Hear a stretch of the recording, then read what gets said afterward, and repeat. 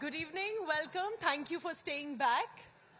I'm Pooja Shali और मेरे साथ हैं मनोरंजन व्यापारी जी. देखिए, as journalists, I'm always interviewing politicians and netas, but very few politicians will have a journey that you will be shocked to know you haven't realized.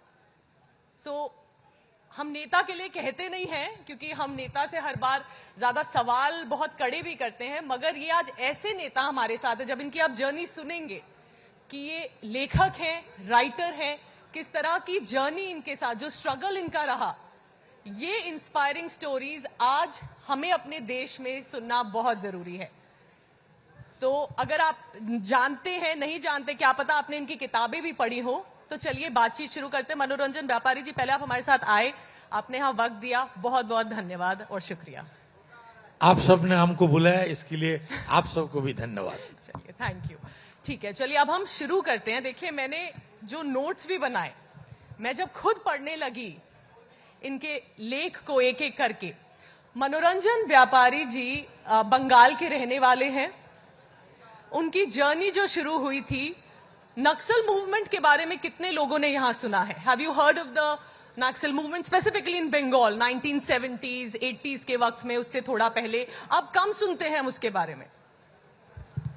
मनोरंजन व्यापारी जी ने किताबें जो लिखी हैं वो फोकस करता है उनकी लाइफ के, उनके स्ट्रगल्स को लेकर. मनोरंजन जी, पहला सवाल मेरा यही है आपसे. किताबें तो आपने 14-15 तो लिखी हैं कम से कम, बंगाली में लिखी हैं, जो अब धीरे धीरे ट्रांसलेट होने लगी हैं.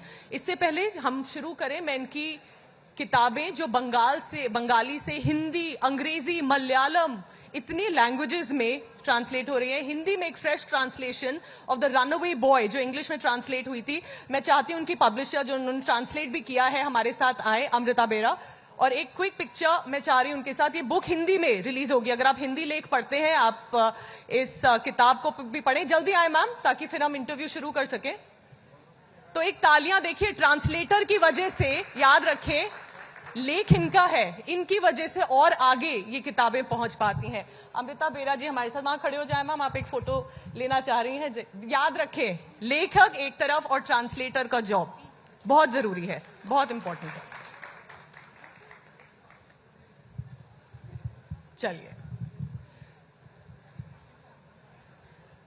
मनोरंजन जी, एक किताब के बारे में तो क्या बात करें, gun powder in the air.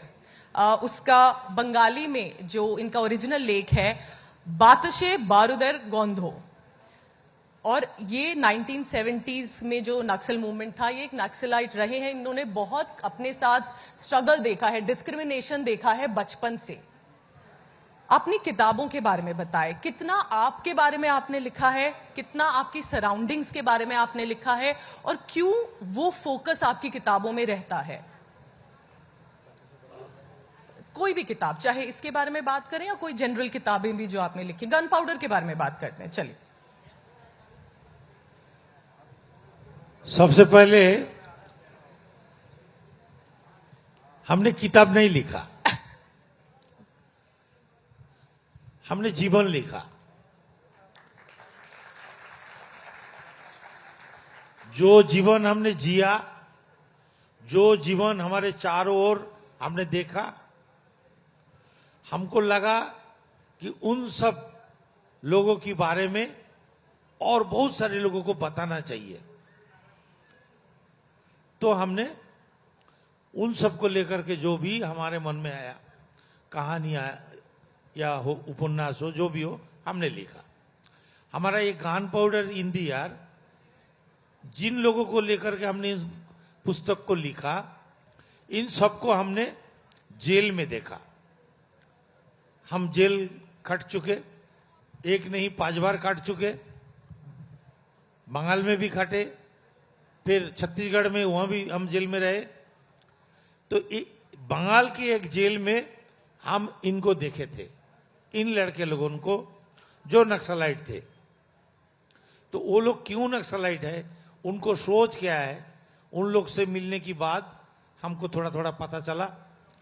Jail हमने जब गया तो नक्सलाइट के बारे में उतना कुछ जानकारी हमें था नहीं, लेकिन जेल में उन लोग से मिलने के बाद हमने उनको पूछा, उनने कुछ अपने ओर से हमें बताया, उनका जो राजनीति है उसको बारे में हमें जानकारी मिला, इन देश के बारे में क्या सोचते हैं, क्यों सोचते हैं वैसा।